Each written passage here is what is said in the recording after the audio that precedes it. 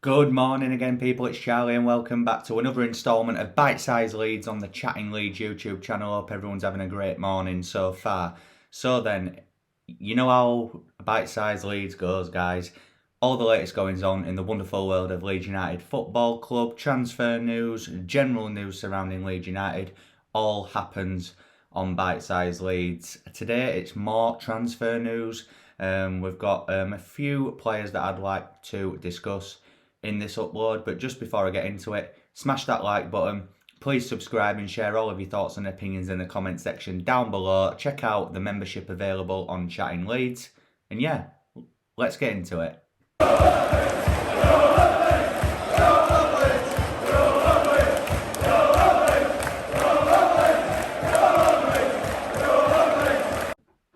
So then guys, first up on today's video is James Garner. He has been on loan at Forest, been really a top player for them in their push up to the Premier League. I did mention yesterday that O'Brien from Huddersfield had been linked with us as well. So two really top midfield talents from the Championship who I feel could really benefit under Marsh at Leeds United. I think Garner, especially at Wembley the other day, had a really good game, as did O'Brien for Huddersfield. Obviously, the Forest may act on it because he is a Manchester United player, really.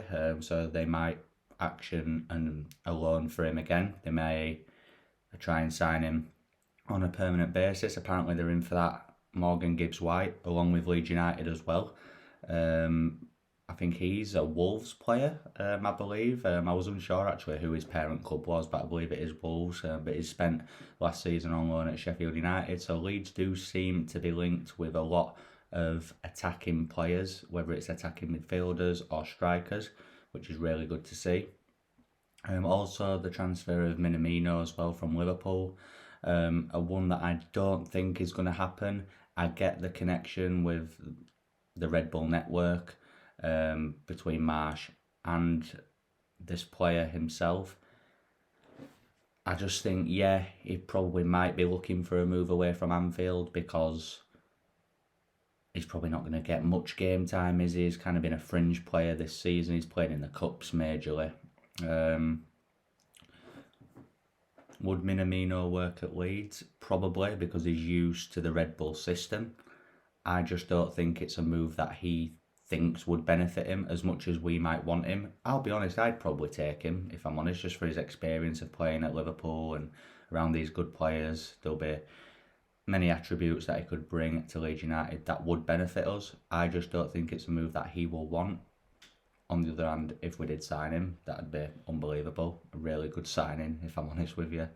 But the main signing that I wanted to talk about today is the right back from RB Salzburg by the name of Rasmus Kristensen, a player who, I'll be honest, I've not really heard much of up until the last sort of 24 hours when I've been preparing my research ahead of this video. He's scored 10 goals and provided 8 assists. Now, that, in terms of numbers for a right back, does sound really good. But no disrespect to him, it's in the Austrian Bundesliga, which Salzburg pretty much walked the whole season. Obviously, we've signed Aronson from them. We've been linked with this guy as well. Apparently, he would only cost 10 million, which, if he backs up the numbers that he did for the season just gone, then that is a bargain, a really top signing. Do I think Leeds can pull this off? Yes, I do. We are in a fight with Borussia Dortmund to sign him as well. I've heard Brentford are in for him as well. He's a Danish international, senior Danish international as well. He's currently with the Danish national team at the minute. But, you know, whoever we're bringing at fullback, there needs to be some fullback signings. You know, Junior Firpo just didn't cut it for me. I'd probably keep Firpo just as a squad player next season. I think we need another left back. Like, it's imperative that we get another left back. We can't have Stewie Dallas playing left back. Obviously, he's out until probably end of year anyway. So we definitely need a new left back. And at right back, look, people have contrasting opinions on Luke Ayling. I am of the opinion that, obviously, if worse comes to worse and Leeds didn't sign a right back, I would start Luke Ayling just because he is an out-and-out right back and he's our most senior right back. Do I think we need a better right back and for Luke Ayling to be a squad player? Yes, I do. First season in the Premier League, it was good. But I think the whole squad were kind of riding a wave from promotion in that first season. I think last season, even under Bielsa as well, we saw that certain players had reached the ceiling. And I think Luke Ayling is one of them. Don't get me wrong, I think Luke's been amazing for this club over the last few seasons. He's certainly a character and he's been a top player. But I do think he needs to be used as a rotation player now. I think whether it's Kristensen, whether it's Serginho Dest, whether it's playing Cody Drame instead, I do think all those options are better than playing Luke Ayling. And that's just me giving my full honest opinion on that. I know that there might be people that might hammer me for that, and I get it, football's subjective. But I just think if Leeds are going to push forward, if Leeds are going to push for Europe and use this Leicester model that Rads always goes on about, certain individuals in this team cannot be starting for us. I'm talking Ayling, I'm talking Matthias Klick, I'm talking Junior Firpo. You know, certain individuals, even Dallas, and that sounds daft to say, but Dallas should be a really good squad player, like a James Milner. I'm not saying he's of the ability of James Milner, but that sort of figure in and around dressing room and out on the pitch as well. Don't get me wrong, I don't think Dallas will be phased out. I think when he's back fit from his injury, who knows how that's going to go, whether he's going to come back the same. But if he does, I do see him being a regular. But this Kristensen, he looks physical, he looks tall, he looks ready for a battle out there. Don't think he's a player that will do the overlapping run as much, but I think he's more solid defensively, which I do think we need on that right hand side, because again, Ayling, his one-on-one defending has been woeful this season.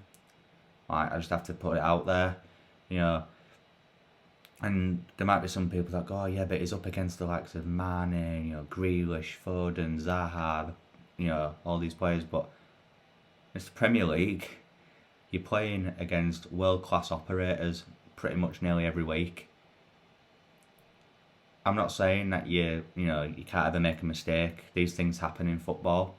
But Luke Ayling has been done so many times on that right-hand side this season. I can't even count how many times. So even if this Kristensen just supplies a little bit more stability on that right-hand side and can actually get stuck into a tackle, I'll take that all day long. Don't get me wrong, I don't think he'll be scoring 10 goals and providing 8 assists in his first season in the Premier League. I think Austrian Bundesliga is a completely different league to the Premier League. It's the best league in the world is the Premier League. You know, even the same with Aronson, you know, who knows how he'll adapt. I do think he'll adapt really well though, will Aronson, but Kristensen is one that does excite me. It does. Dortmund, that could be the bigger pull. Obviously, it's the Bundesliga. Other than Bayern Munich, they're probably the second biggest club in that league. Is he going to get regular game time there? Probably not. So, and obviously Brentford are not as big a club as Leeds United, as much as they like to think they are. They're not. And he would get regular game time at Leeds. Like if we signed him, he gets in ahead of Luke Ayling for me. If we signed him and he didn't, then there'd be serious questions being asked of Marsh. But I do think if we sign him, he would be our regular right back. But yeah, that's all I've got to say on this morning's instalment of Bitesize Leeds, people. I'll be honest, I'm not sure when the next instalment will be. I'll be having a look at all the latest transfer news. And when I do have something that I'd like to discuss, I will do an upload on it. I did say that I would do a season review. I'll be honest, I'm probably not going to have time to do that anytime soon. It is something that I'm working on. I will probably have a video where I just kind of summarise this past season and what needs to happen. I think we all know what needs to happen, but at some point I will get something out, guys. But if you've enjoyed this video, please smash that like button, please subscribe and share all of your thoughts and opinions in the comment section down below, and I'll see you in the next one. Cheers.